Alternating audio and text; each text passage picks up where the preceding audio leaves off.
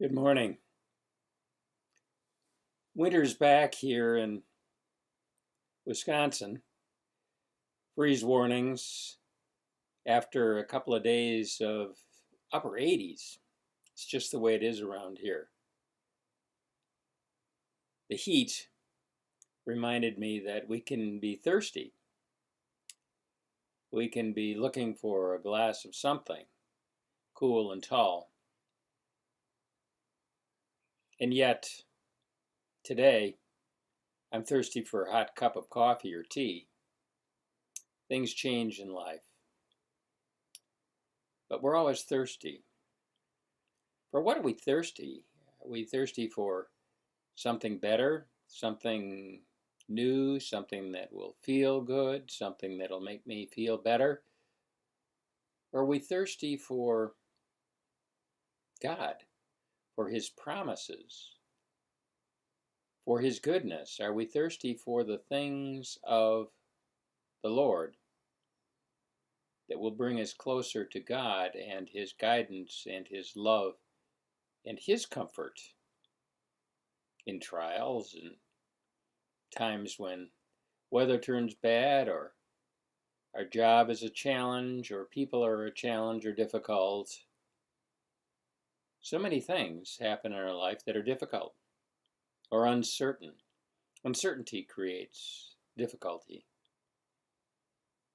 We can find all kinds of stories in our lives, I'm sure.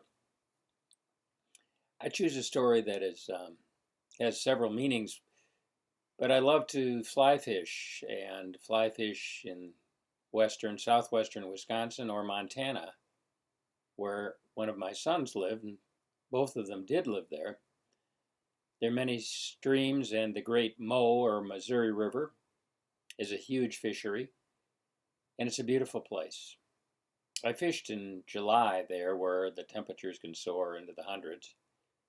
And there's a place called Hound Creek in the middle of the SK Ranch, several 100,000-acre ranch, cattle ranch, and we needed to travel down a canyon, a rocky canyon with bouldered and rocky sides with cactus, and very difficult walk down a dry gulch to Hound Creek, a beautiful creek that flows through a green valley full of wildflowers and surrounded by mountains and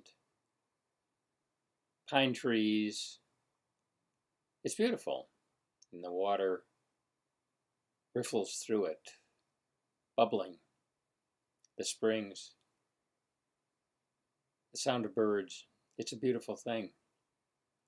And in that creek we found brown trout, beautiful brown trout. We call them canaries, for in parts of Montana there's a bright yellow belly or chest on a brown trout, and the speckles on them are so bright they just bounce off, brighter and more beautiful and even more distinct than any rainbow would ever be.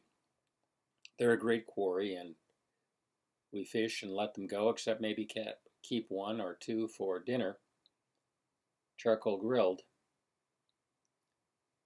And that day we fished and we had a great time. It was so hot. It was unbelievably hot.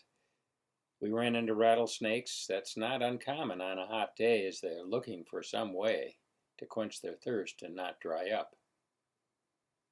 So in that part of the country, you need to be pretty careful. Well, we fished, we caught many, and we were thirsty. We hadn't even taken water. We were actually pretty stupid not to do that. We had not prepared. Our thirsts were great, and we needed something to help that. And so we started hiking back up the canyon to where our car was. And our companion, Carl, who's now 94, is built something like a pack mule. And he walks like a pack mule, one foot after the other. He just kept going right up that canyon. The temperature is clearly into the 100s, and the sun at its peak. Well, finally we got to the top, and there was a ranch house there and a hose out in front. Well, we just went right into the yard and turned on the hose and drank that water. so cold, right out of the artesian waters from the rocks below. The taste, the crystal color, the beauty, the quenching, it was marvelous. And we remember that, for it's like the quenching of our thirst that the Lord brings. He quenches, He provides all of our needs. He provides for all we need. He is all we need. We can do all things through Him. He strengthens us. He gives us what we need. He quenches our thirst. He brings us to a place where we can find peace and comfort in the certain promises He brings us. May your thirst be quenched today. Amen.